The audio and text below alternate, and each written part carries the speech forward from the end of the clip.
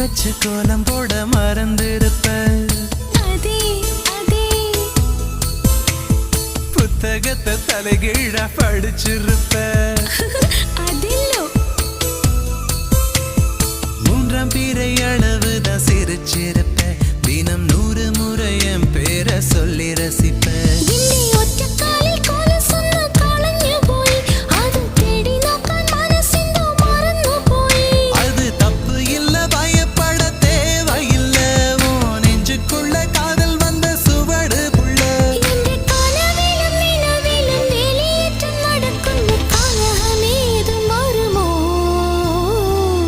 மனசுக்குள்ளே தாகம் வந்துச்சா,